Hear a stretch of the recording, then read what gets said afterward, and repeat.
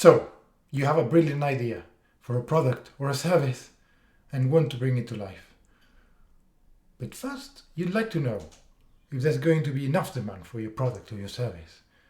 After all, nobody wants to be producing something, spending lots of money, planning for months, without knowing if there's going to be enough demand for whatever they're producing. How to go about it?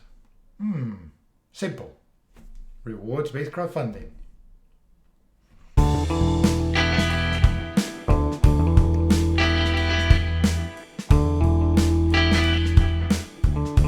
I'm Adrià Tarrida, I'm a crowdfunding consultant. Welcome to my channel. So, what is rewards-based crowdfunding? Rewards crowdfunding allows you to raise money from your backers before even producing a single unit of a product, before even delivering one bit of a service to anybody. Platforms like Kickstarter, Indiegogo, or crowdfunder.co.uk here in Britain will let you raise money from backers, charging you 5% for their services, plus a bit of transaction fees. Let's go and look at one of the main platforms, Kickstarter, and we'll see an example with one of the campaigns that are live at this moment of recording. So we are at Kickstarter with this beautiful project called Dames, Warrior, Women of Legends. And this project is about creating an art book featuring 60 artists around this theme and a love for badass women in illustration. So, first of all, what that I would like you to notice, it's that it's time-bound, this campaign, all right? It's not running forever. It only has 30 days in this case. 3 days are gone already. They're doing really, really well. And they have 27 days more to get to their objective. Which, by the way, the second thing I wanted you to look at is that they have already achieved their objectives. They had an objective that looks a bit random, £18,360, but it's converted, it's an exchange rate from euros, 21,000 euros, as you can see here, and they are already at £60,765 of their objective. So they are overfunding at the moment. The next thing I would like you to notice is that here in Kickstarter, the campaigns are always all or nothing. It does say down here, right? Other platforms like crowdfunder.co.uk or Indiegogo will let you do a keep what you raise sort of campaign. I would argue my personal preference is for all or nothing, and the reason is that you're telling your backers that you need that money to bring that project to life. That's why you set that objective, right? So if you don't reach that objective, you really cannot do that project. That's much more transparent than saying, oh, I'll keep what I raise and I'll do it anyway. So the last thing I wanted you to notice here is that you can set tiers of rewards, right? You can see them down here. Initially, you can pledge with other rewards, but then they've been quite creative here in this campaign. They've named each tier of the rewards with one of these badass women that they're featuring on their artwork. And the first one is for €8, you only get digital stuff. But then if you want the physical book that they're going to produce, you need to go to the next level of pledges, 35 or more. Hua Mulan, the Chinese warrior that liberated the country, and gets you 35, gets you the book itself, okay? And then there are more levels. 65, for example, you'll get prints and you'll get a notebook and you get extra things. Something that they've done really well in this campaign in particular is that they've used some limited rewards that were only there for a limited amount of time or limited amount of units in this case. And for 25, you had early birds for Hua Mulan. For 55, you had early birds for Queen Sanduk, the one that was 65 in normal price, so you're saving a bit of money there.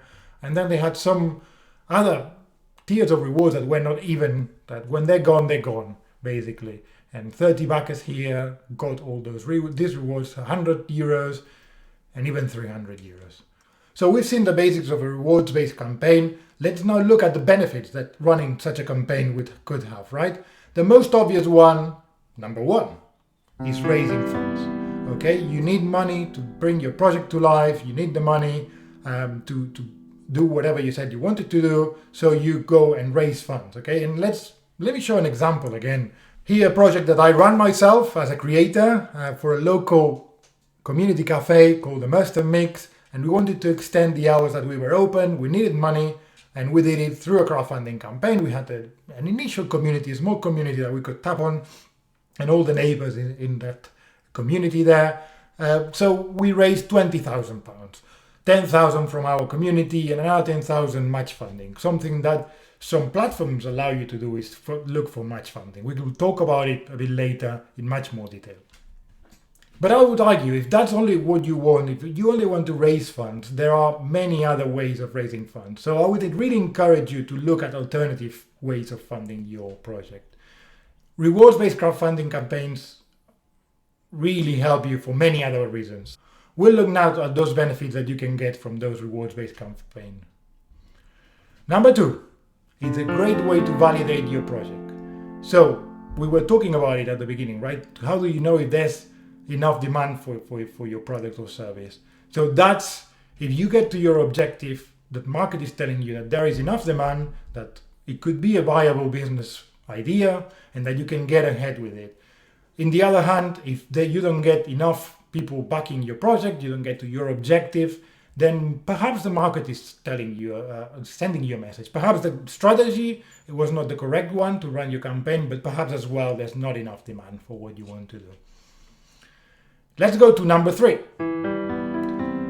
You will build awareness of your brand, right? People that didn't know you, people that didn't know who you were, what you were doing, will know about you through this crowdfunding campaign. If you shout at the top of your lungs about your campaign, which I'm sure you're going to do if you run a rewards-based campaign, then people that didn't know about you will know about you. It's a great marketing campaign, a marketing campaign on steroids, as I like to call it.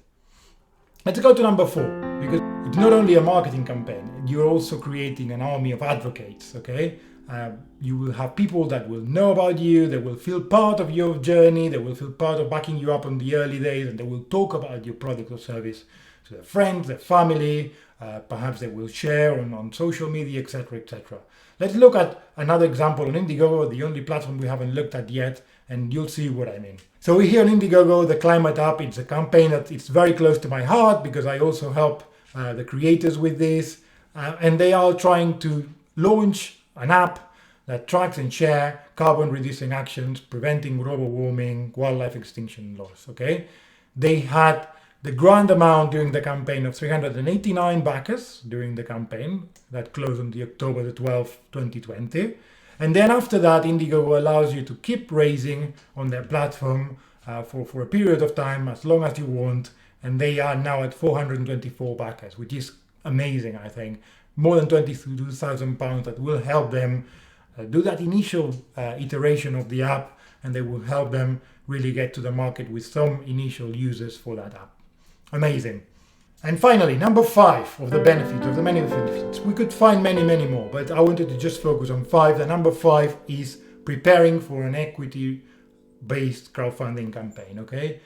There's plenty of examples of companies that have gone and validated their product or their service with an initial rewards-based crowdfunding campaign and then gone out and raised money, equity money from investors, okay? So that money will allow them to grow exponentially and really do whatever they want to do with that companies once they've validated with a rewards-based campaign.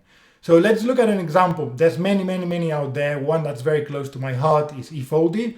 Let's look at it on the internet. So eFoldy is an award-winning electric folding scooter. Back in 2016, they raised £104,654 from their backers in crowdfunder.co.uk. Here we are. And shortly after, later that year, very same year, they went and raised on Crowdcube, 2017 that was. So nearly £1 million, right? And that initial rewards-based campaign showed that there was demand for this folding chair, and also seeded that initial investment on the equity crowdfunding campaign, okay? So really powerful, getting that momentum from the rewards-based campaign into the equity. So that's pretty much all for it today. If you want more information, I have plenty of it in my website. I'll leave some links down here.